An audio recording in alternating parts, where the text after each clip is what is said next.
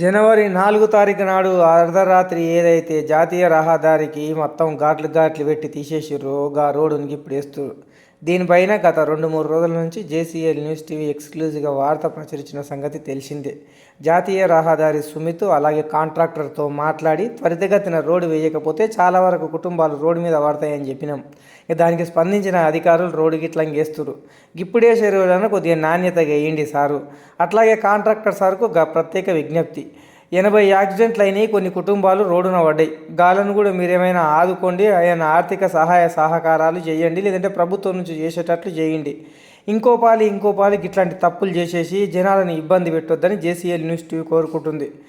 త్వరితగతిన స్పందించినందుకు మీకు ప్రత్యేక ధన్యవాదాలు ఇట్లాగా తెలుపుతున్నాం. అట్లాగే రోడ్డు మొత్తం పూర్తి చేయండి. అంబేద్కర్ చౌరాస్తాలో దుమ్ము లేవకుండా గాడగూడ గింతంత డాంబర్ రోడ్ వేసేస్తే అందరు మీరు పేరు చెప్పుకొని 4 కాలాలు ఎక్కువ బతుకుతారు. గాడగూడ రోడ్డు విపరీతమైన ఖరాబ్ అయ్యి దుమ్ము లేచి చాలా మంది అవస్థలు పడుతున్నారు.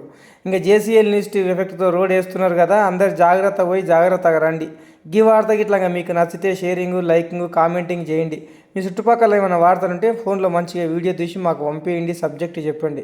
మేము వచ్చి అన్ని పూర్వోపరాలు చెక్ చేసుకొని వార్త టెలికాస్ట్ చేసి మీ సమస్యను ప్రజల దృష్టికి, అధికారుల దృష్టికి తీసుకెళ్లి సమస్యకు త్వరితగతిన పరిష్కారం వచ్చేలా మీ జయపాల్ నా వంతు కృషి చేస్తాడు. ఎప్పుడు మీ వెనకాల ఉంటాను. ప్రతి విషయంలో ఆశీర్వదిస్తున్న మహబూబ్నగర్ జిల్లా ప్రజలకు అందరికీ నా యొక్క ధన్యవాదాలు. మా ఛానల్ అభివృద్ధికి మీరు అందిస్తున్న తోడ్పాటు, మీరు అందిస్తున్న కామెంట్లు, మీరు చేస్తున్న షేర్లు, లైక్లే నాకు కొండంత అండ. మా ఛానల్ను మరింతగా ఆదరించాలని కోరుకుంటున్నాను. రోడ్డు రెడీ అయ్యిందని రయ్యునూరికి కింద పడకండి. కుటుంబాలను, ఫ్యామిలీ మెంబర్స్ని ఆగం చేయకండి.